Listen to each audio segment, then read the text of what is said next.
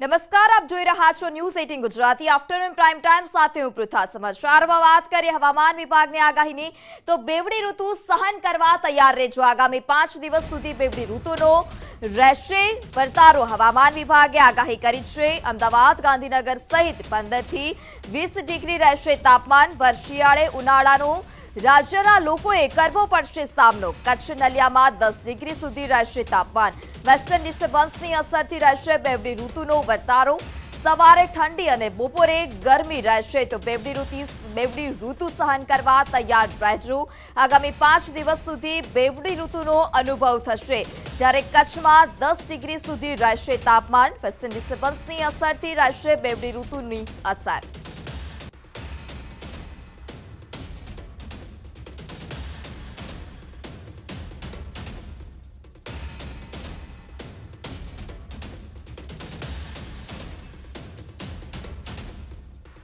તો કચ્છ નલિયામાં 10 ડિગ્રી સુધી તાપમાન રહેશે। બેવડી ઋતુ સહન કરવા માટે તૈયાર રહેજો। હવામાન વિભાગે આગાહી કરી છે કે બેવડી ઋતુનો અનુભવ થશે। વેસ્ટર્ન ડિસ્ટર્બન્સની અસર રહેશે, જેને કારણે બેવડી ઋતુનો અનુભવ થશે।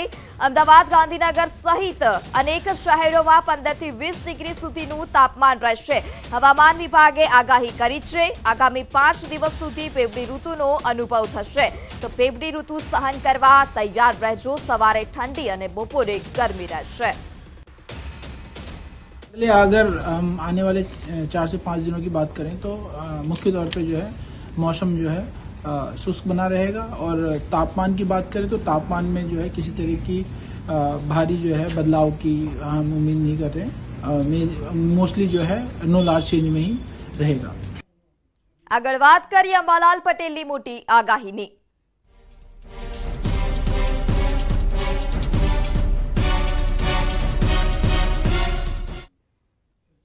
ગુજરાતના ખેડૂતો સાવધાન થઈ જાવ, ખેડૂતો માટે ચિંતાજનક સમાચાર છે। રવિ પાક પર વધુ એક માવઠાના એંધાણ છે।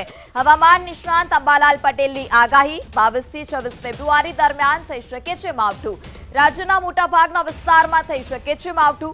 ઉત્તર ગુજરાતના જિલ્લાઓમાં માવઠાની આગાહી છે। મધ્ય ગુજરાતના જિલ્લાઓમાં પણ થઈ શકે છે માવઠું। સૌરાષ્ટ્રના જિલ્લાઓમાં થઈ શકે છે માવઠું, તો દક્ષિણ ગુજરાતના જિલ્લાઓમાં પણ માવઠાની આગાહી છે। માર્ચમાં પણ માવઠું થવાની આશંકા છે, તો ખેડૂતો માટે ચિંતાજનક સમાચાર। ફરી એક વખત ખેડૂતને માવઠાનો માર સહન કરવો પડશે। માવઠાની આગાહી વ્યક્ત કરવામાં આવી છે। ઉત્તર ગુજરાત, મધ્ય ગુજરાતમાં માવઠું થઈ શકે છે। તારીખ 12-13 વાદળવાયુ જણાય, ત્યારબાદ તારીખ 22 થી 26 ફેબ્રુઆરીમાં રાજ્યના કોઈ ભાગોમાં માવઠું થવાની શક્યતા રહે છે, જેમાં પંજાબ, હરિયાણા, રાજસ્થાન, યુપી, પૂર્વ યુપીના ભાગ, મધ્યપ્રદેશના ભાગમાં હવામાન બદલાશે અને ઉત્તરીય પર્વતીય પ્રદેશોમાં બરફવર્ષા થશે, જેની અસર છેક રાજસ્થાનના દક્ષિણ ભાગ અને મધ્ય ભાગ, મધ્યપ્રદેશના ભાગ અને થવાની શક્યતા રહે છે, જેના લીધે તેના એડજોઇન ભાગો, સાબરકાંઠા, ઉત્તર ગુજરાતના ભાગો, પૂર્વ ગુજરાતના ભાગો, મધ્ય ગુજરાતના ભાગોમાં માવઠું થવાની શક્યતા રહે છે।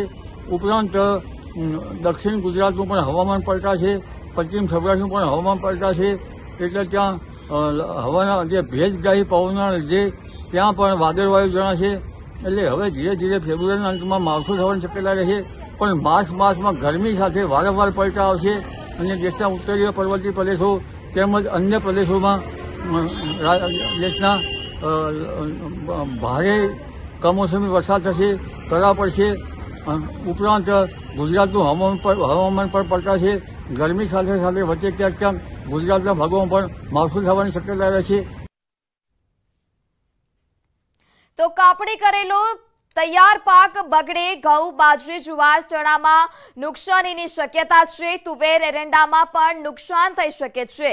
જીરું, ધાણા, વરિયાળીમાં પણ નુકસાન જવાની આશંકા છે। આંબા પર તૈયાર થવા આવેલી કેરી પણ બગડી શકે છે। કાચી કેરી ખરી પડતા નુકસાની વેઠવી પડશે। એપીએમસીમાં પડેલી જણસ પલળવાથી બગડે।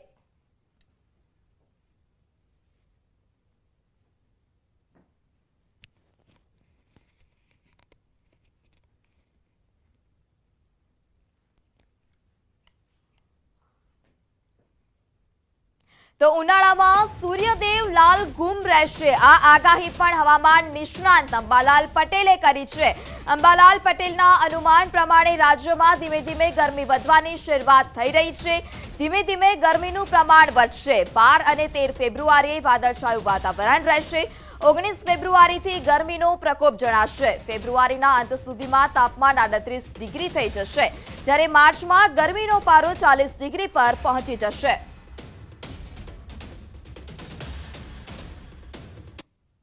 સવારના ભાગમાં ઠંડક રહેશે, પણ દિવસે દિવસે મહત્તમ તાપમાનમાં વધારો થતો જશે, લઘુત્તમ તાપમાનમાં પણ વધારો થતો જશે.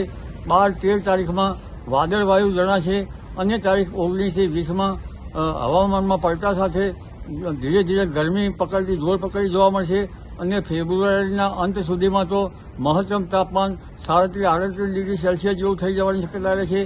આ વખતે માર્ચ મહિનામાં પણ ભારે ગરમી પડશે. મહત્તમ તાપમાન 40 ડિગ્રી સેલ્સિયસ જેવું થઈ જવાની શક્યતા રહે છે. એટલે હવે ધીરે ધીરે ગરમી પડશે. આ વખતે ઉનાળો ઘણો આકરો રહેશે. તો ગુજરાતીઓ આકરી ગરમી માટે તૈયાર રહે, હવામાન નિષ્ણાંત પરેશ ગોસ્વામીનું અનુમાન છે. આ વખતે રેકોર્ડ બ્રેક ગરમી પડશે. એપ્રિલ અને મે મહિનામાં આકરી ગરમી પડવાનું અનુમાન છે. આ વખતે હીટવેવના 7 રાઉન્ડ આવી શકે છે. 20 ફેબ્રુઆરી સુધી ઉનાળાની શરૂઆત થઈ જશે. માર્ચ મહિનામાં 41 થી 45 ડિગ્રી સુધી તાપમાન રહી શકે છે. માર્ચમાં ગરમી 2 દાયકાનો રેકોર્ડ તોડી શકે છે. તો 14 એપ્રિલ અને 20 મે સુધી આકરી ગરમી પડશે. એપ્રિલ અને મેમાં ગરમી 45 ડિગ્રીનો આંક વટાવશે.